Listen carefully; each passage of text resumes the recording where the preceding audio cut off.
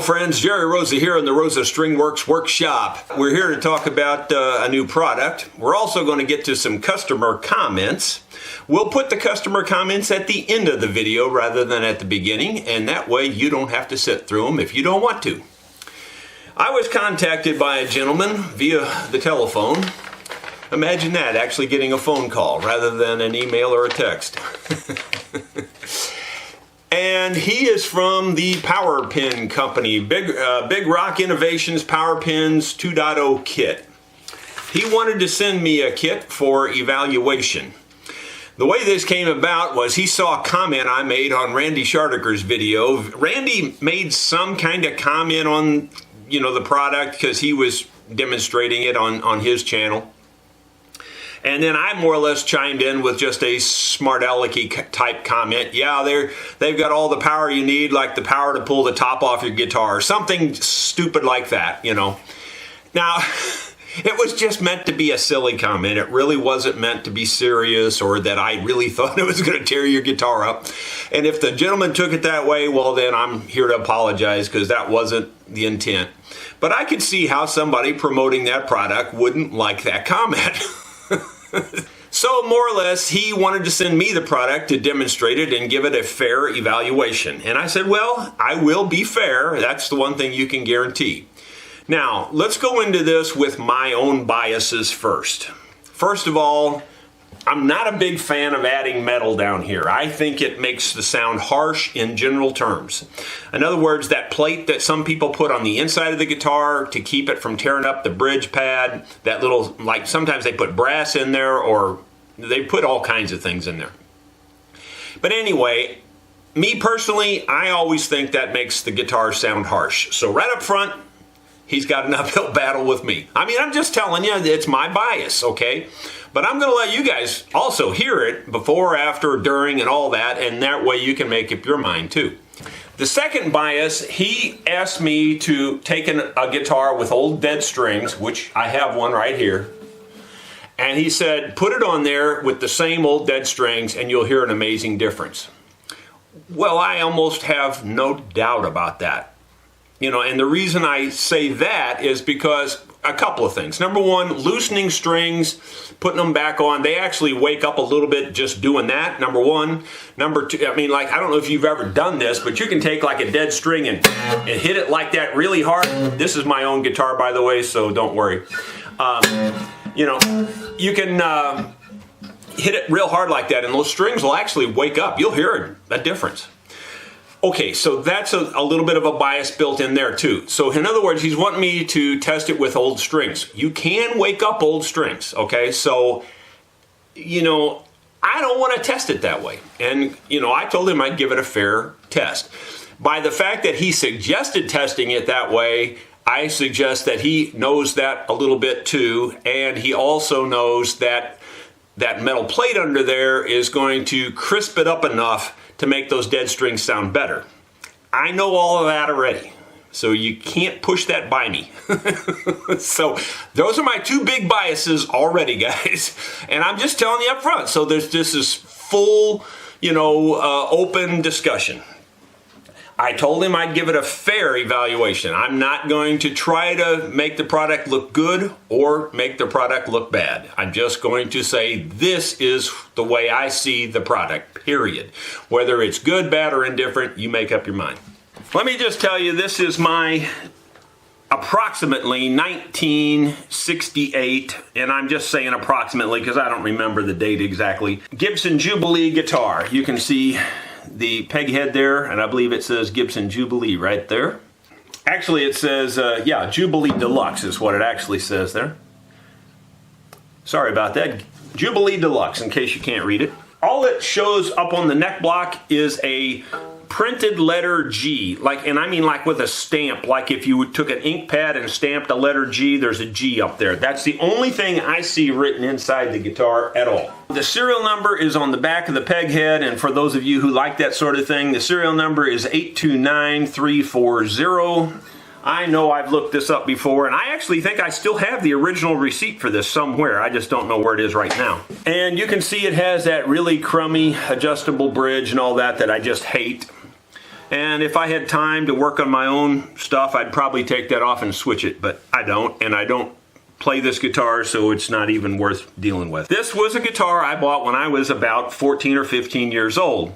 I bought it brand new from a music store in Baldwin, Missouri, out of Baldwin Plaza. I don't remember the name of the music store. But anyway, bottom line is it's a decent guitar. It's a rosewood back and sides. The strings on it are pretty dead. I put the strings on it a couple years ago and let one of my granddaughters use it for learning to play the guitar.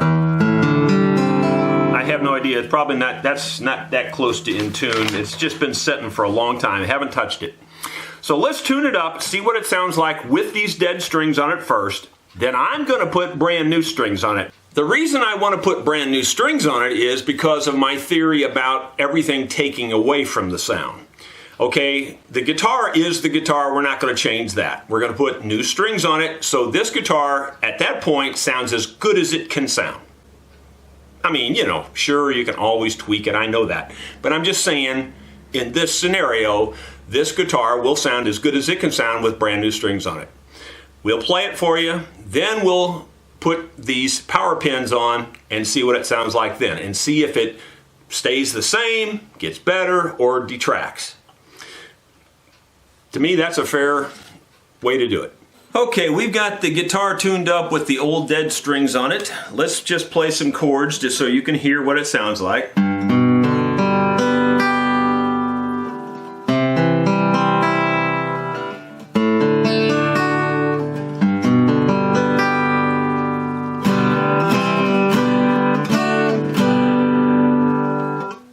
I'm not much of a picker like Randy is. I'm going to make mistakes picking the guitar because I never pick a guitar. So here we go. I'm just going to do a little bit of Jimmy Brown the Newsboy because that's one of the few tunes that I know how to play, sort of, when I play it, which is almost never.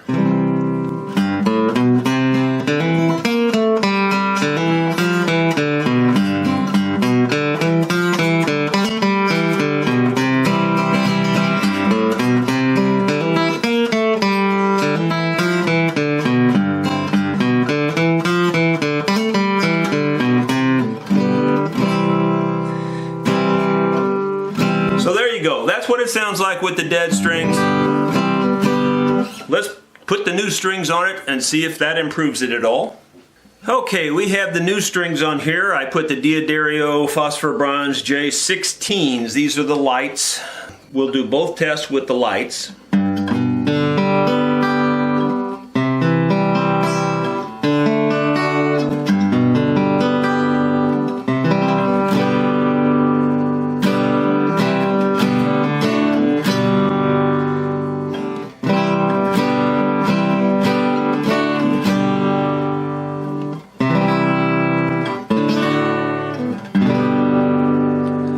So that's what it sounds like with the lights on there. Okay, so let's pick the tune.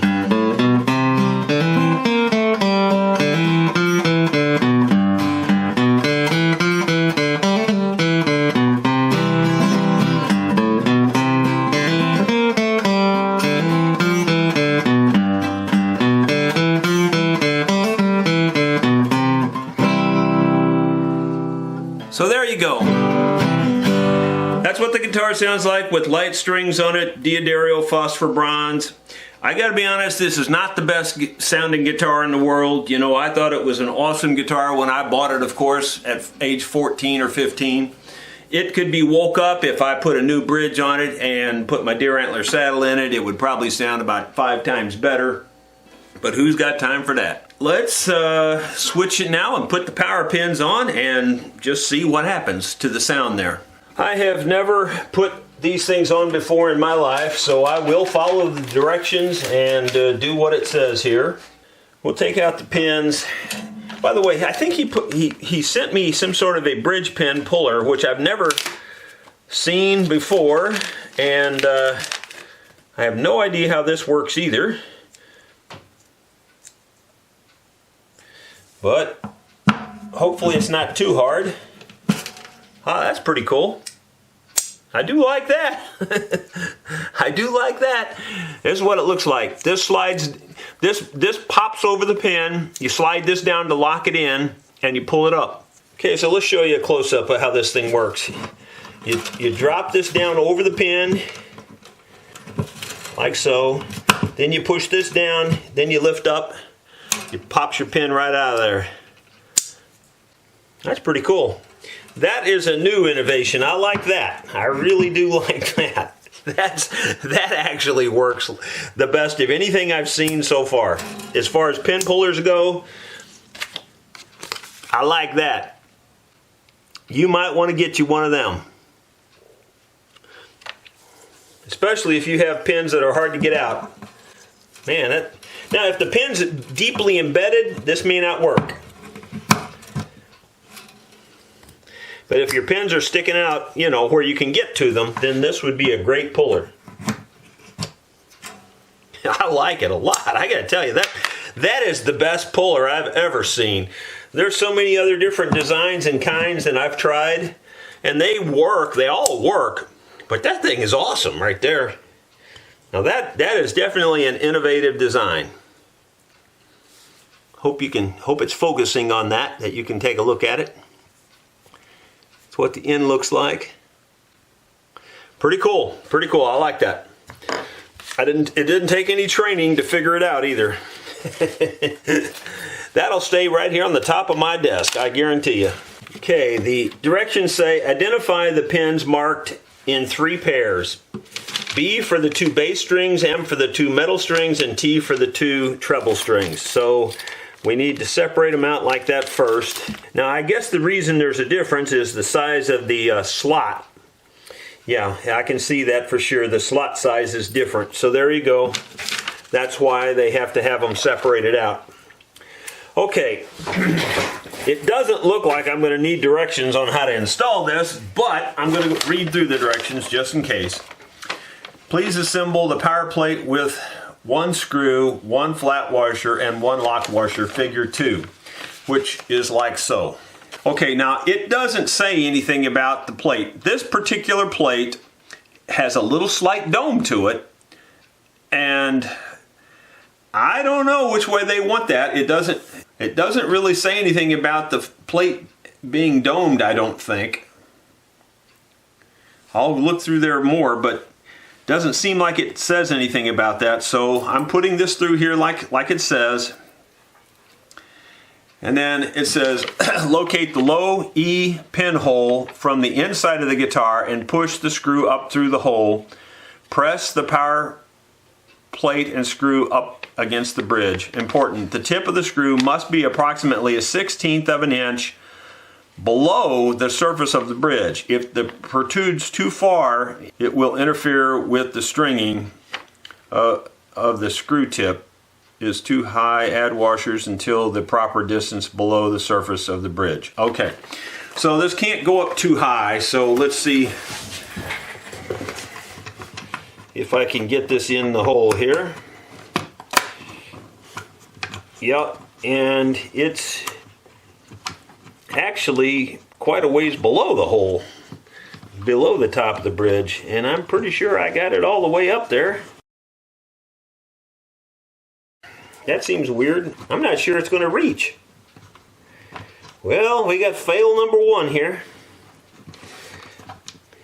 I think I picked a guitar this isn't going to work on right off the bat.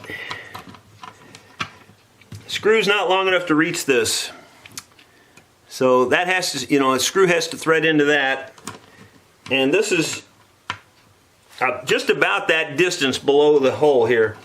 Let me look in there. I'm wondering if it's not, there's a bolt here, and I'm wondering if that's not interfering somehow. We'll go with the treble side first, just so I can get it in there maybe.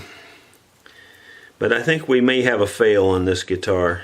We'll go with the treble side first rather than the bass side first, even though the directions say to go with the bass side first. Not that I don't think that makes much difference.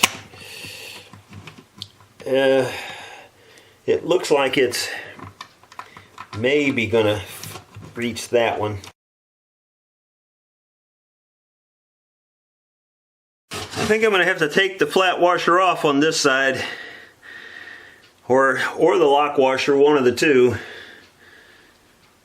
because it's just not gonna reach. I don't know if it'll reach with this. I think it might reach now, maybe, just barely if it does. Yeah, it just barely reached. And I've got it started, the threads are in there, but just barely. I don't have a lot of faith in that holding, to be honest with you. Okay, well, let me go back to the directions here. I'm going to take a short pause and make sure I'm not doing something completely wrong. It appears I'm doing it correctly, so I'm going to go ahead and proceed. I just wanted to double check the directions there because I'm a slow reader and I didn't want to get ahead of myself. I did have to take off the one flat washer on the large base string. I may have to take it off on this one too because it just doesn't quite reach. My big hands inside this small body guitar is not the best match either. There's not a lot of space between the back and the top. I don't think this one's going to fit either. It might reach. It touches, but I don't think it's going to thread. Yeah, I don't think it's going to thread. I think I'm going to have to take the flat washer off this one also. I'm leaving the lock washer on there. In my opinion, this is not a thick bridge. This is a thin bridge that's on this guitar. So I don't know how this would reach on a thick bridge guitar. I just don't see how it could. If anybody's going to find a problem, you can pretty much bet I'll be the guy that finds it because it's just the way it works with me. That just barely, those two are just barely threaded. I mean, like just the tip end of the screw is in that. So that doesn't make me feel like that's going to be real strong. I'm going to go ahead and try leaving the washer on this one, but I don't think it's going to go either. This does get thinner as it goes. No, I'm going to take the washer off because it's still pretty thick right here. And I don't think it's going to go otherwise. Oh, this one's a treble. I almost screwed up there. All that's really important is that you get the right size slot in the right place. Otherwise, the string won't go in the slot.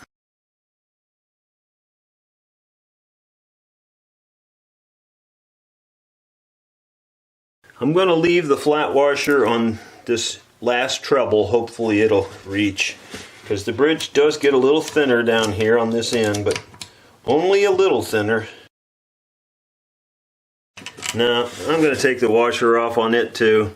I'm surprised I got it to fit on the smallest one. And it just barely fits on the smallest one, I can tell you.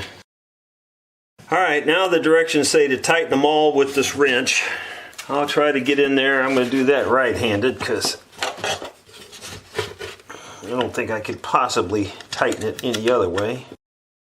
It says don't over-tighten them, but because these have so few threads, I'm going to snug them up pretty good. Golly, it's really hard to turn my hand inside this guitar. If you're not good with righty-tighty, lefty-loosey, this would drive you crazy, working inside like this. I've been working on stuff my whole life, so this doesn't bother me too much, but I can imagine this being a real pain for some people. That wouldn't be hard if I could turn my hand, but inside this, it's rubbing my knuckle here on the bracing on the back, and I can't turn my hand. It's just as tight in there as I can. It's just absolutely, completely tight. I don't have any room to spare. Yeah, it's really, this is not so much the product as it's just a tight little guitar.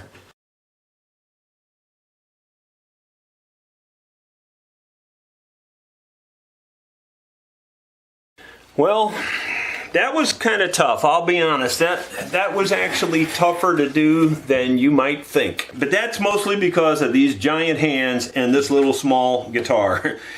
So you probably wouldn't have as much trouble with that with a larger guitar for sure. But if you're not good with turning screws and nuts and bolts when you can't see them and you're upside down to boot, you might have trouble with that. That's about all she wrote on that. All we gotta do now is put the strings back on it. So let's string it up and see what it sounds like. I thought I'd just go ahead and show you the process of stringing it here. It's the first time I've ever done this in my life, folks, so I don't have a clue what I'm doing. I can tell you the string slot's a little bit snug. I think if you had a wrapped serving, this probably wouldn't work. I don't think it's going to work anyway. I don't think it's going to hit my saddle. I don't think I've got a whole lot of faith in this, to be honest. I can already tell you it's not going to work. It's not going to hit my saddle. My saddle's pretty low. Yeah, I could fix this. I could plane this bridge down and make this, drop this down, and then it would work. But I don't think I'm going to do that. It's not even hitting the saddle, guys. It wouldn't do me any good to string this up because this is not even touching this saddle right here. It's raised my action the way this is designed. You know, I got to be honest, that's not good. I'll try the next one just to see, but I don't think the next one's going to be any better.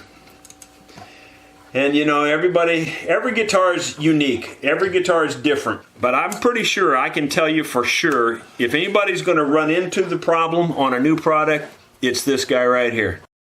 That's just the way it works with me. It's always been that way my whole life. Yeah, it's just not even hitting the saddle. You can push it down to the saddle right there. It's not touching the saddle.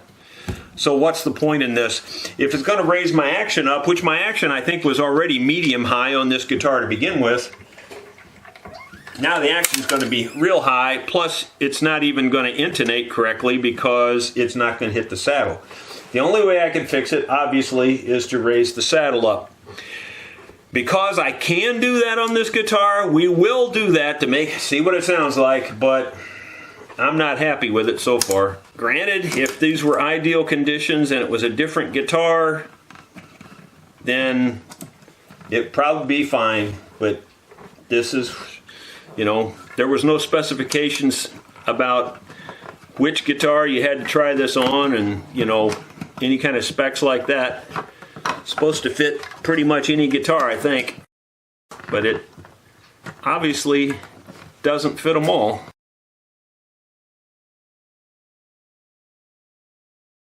I'm having trouble getting this string in this slot, and I'm pretty sure I got this. Yep, there it is. I had to go way past it and then come in, so I had to loosen the string up a lot more. That was the problem. I couldn't just go in from the side, which I was thinking I could. Seems to be fine now, but again, it's not really hitting the saddle. It's hitting it, but not very good.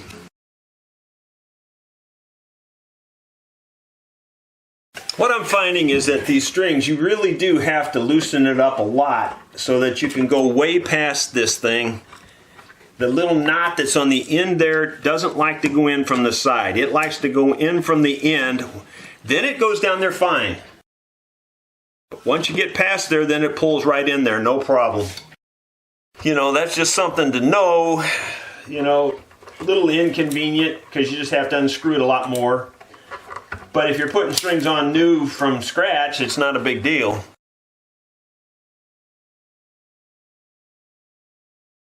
Okay, I've got this, you know, strung up.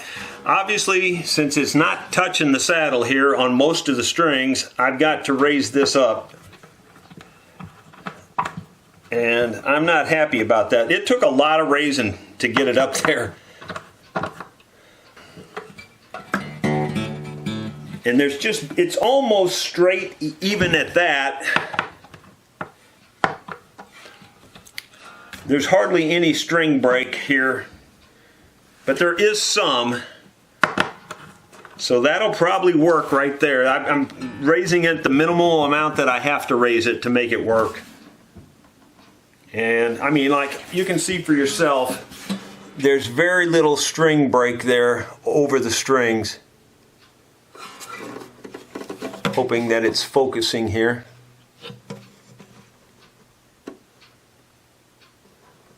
You can just see there's very little string break there. So I'm not happy about that, but that's a side issue. Let's go ahead and tighten it up and we'll see what it sounds like. Well, friends, we got her all tuned back up here.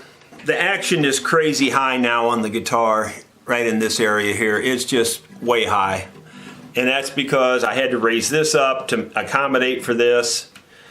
This is pretty flat. There's really not much bow in this guitar. Some people would say, oh, your guitar is pulled up or bowed. It's not. You know, there's a teeny amount for a guitar this old, sure, but it's not very much. No more than you would run into on your average guitar. But I did have to raise this up a lot. And I mean, I had it all the way, almost all the way to the very bottom before. You know, it's just crazy high here now. Most people would hate it if they got this guitar right now. The sound, what I heard, just, you know, stringing it up, sounds like it's going to be okay. But again, I think the treble strings particularly sound very metallic. At least that's the way it sounded while tuning it. Let me double check my tuning here real quick on camera just to make sure it's still right.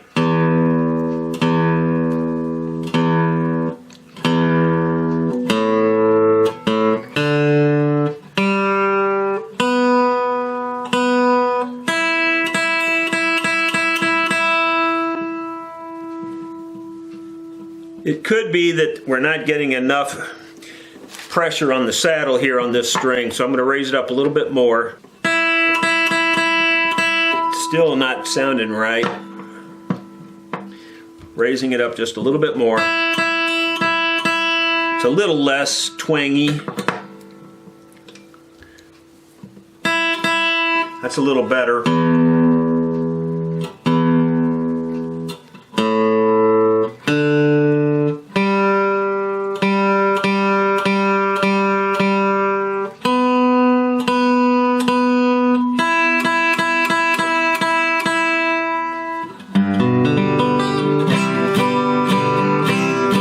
Yeah, I'm hearing something weird sounding down here, and it's probably the way that the string's coming over the saddle. Okay, here's the truth of it. I haven't played it yet. I'm going to play it, but here's the truth of what I'm telling you right now. I'm going to take this back off because I don't like it, and here's why I don't like it. And he's not going to like this comment, I know. But as I was stringing it up, I'm hearing this thing just kind of crunching back in here. I'm hearing, you know, I'm just hearing little woody sounds like something's cracking. I'm not saying it's cracking. Sure, it has to get used to it and all that. But to me, this is a huge lever. It's pulling up like this. It's because these are hooked to the back of this. This is a long lever, and it's pulling that string up. And to me, you know, he says he's never had one break, and he's never known of a guitar breaking. But I say it could happen. Now, I granted they're anchored down through the guitar, and that metal thing there should keep that from happening, but it wouldn't necessarily keep your bridge from cracking. I don't know. I'm not happy with it. I'm not happy with it on this specific guitar because of how I had to raise this up. Let's play it, and you make up your own mind on the sound. It may be okay on the sound. That's actually even raised my action down here as much as I had to raise that.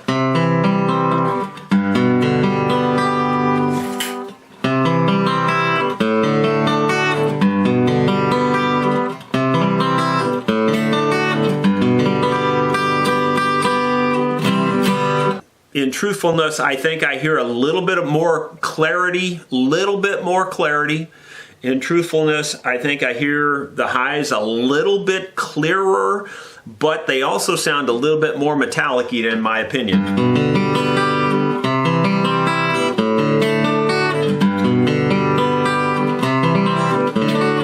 I'm not hearing the harsh sound that I was expecting to hear. So my bias about the harshness of having that metal plate under there, I'm not hearing that.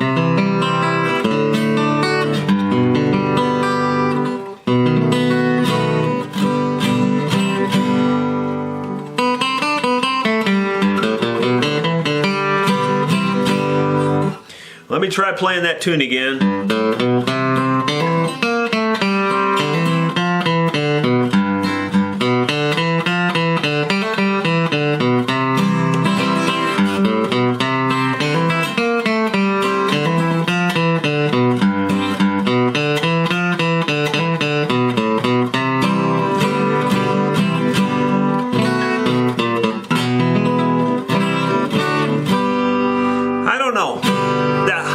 on it don't sound that great to me. They just don't sound right. They sound a little harsh to me, the highs do. The rest of it sounds pretty good. It seems to have kind of woke up the bassy side of it a little bit. That might be a little more clear and better. I gotta be honest, I'm just not real crazy about it. I think if you had it on the right guitar, if you had the right bridge, if you had a fairly high saddle already, then this would probably be fine. But if you've got a very low saddle, I wouldn't even bother trying this. In other words, and I'm talking low compared to your bridge. In other words, if your saddle protrudes above your bridge, I'd say this will work fine. If your saddle is fairly low to the bridge, then I wouldn't bother with these. That's the very bottom line on it. I don't know that I'm making this a favorable or unfavorable report. I'm not happy with it for this particular guitar simply because this one had such a low saddle. And the other thing that's annoying is how hard it was to get those screws to even reach these things. They were worried that the screw would go through too far. The screw didn't go near far enough for me. And in my opinion, this is not a high, thick bridge. This is an actual thin bridge, if anything, in my opinion. You take a look at it and judge for yourself.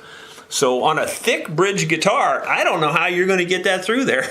I truly don't. Well, my friends, I hope you think that was a fair appraisal of what I ran into. Because, I'm just trying to be fair. I'm not trying to sell the guy's product. I'm not trying to keep you from buying the guy's product. I'm just telling you what I found and what happened. As far as sound goes, maybe a little better, especially on the bassy strings. On the trebly strings, not so much. But then again, that could be related to the saddle issue. I'm just trying to give him a fair shot here. Again, just to summarize it, if you have a tall saddle compared to your bridge, it'll probably work fine. If you've got a thick bridge on top of your guitar, these screws probably aren't going to be long enough. It's not to say you couldn't get longer screws. I'm sure you could. So, there you go. You make up your own mind. I'm not going to recommend it necessarily, but I'm not going to discourage you from buying it either. Sorry to be so bland about it. So, now that we've gotten through that product review, let's look at some customer comments. The first one here is from Larry in West Virginia. Larry is the one you will recall that I built the Almost Heaven mandolin for. He received it just before Christmas. So here's his letter. It says, "First, let me thank you for my Christmas present, the Almost Heaven mandolin. I don't believe anyone could show better skills and precision craftsmanship as you have in my Almost Heaven mandolin. You did excellent work. The sound of the mandolin is extremely clear and what anyone would want in a masterpiece mandolin. You are the best." He goes on to say that through the videos and phone conversations we've had, I'm enjoying a new friendship. Well, that goes double for me, Larry. Thank you very much, man. I really appreciate it. And he wishes me a Merry Christmas. So, Larry, so pleased that you like the mandolin, and I hope you play it in good health. Here's a few pictures that Larry sent me of the mandolin. Take a look.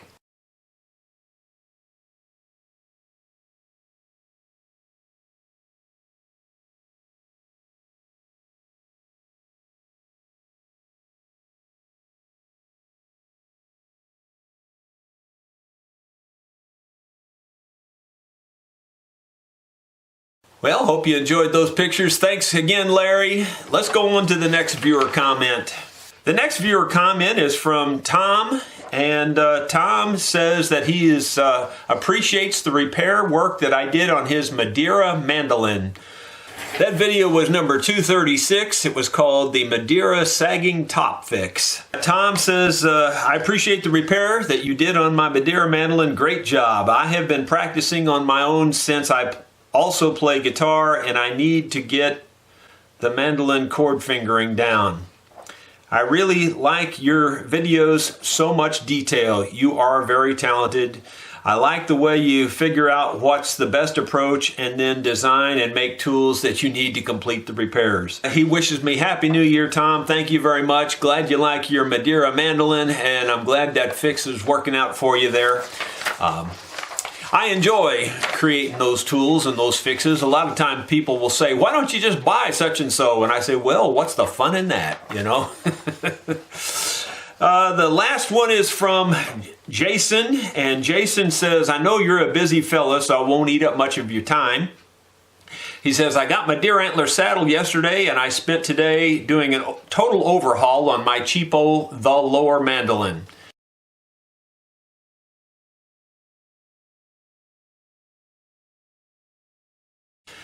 He put on a new tailpiece, a new saddle, of course the antler saddle obviously, and he set it up using some of the tricks that he learned from watching my videos. He threw on some silk and steel strings, and he says the difference in resonance and volume with the antler saddle is night and day. Just wanted to let you know that I appreciate your speedy shipping and the fact that you openly share your experience and knowledge with us.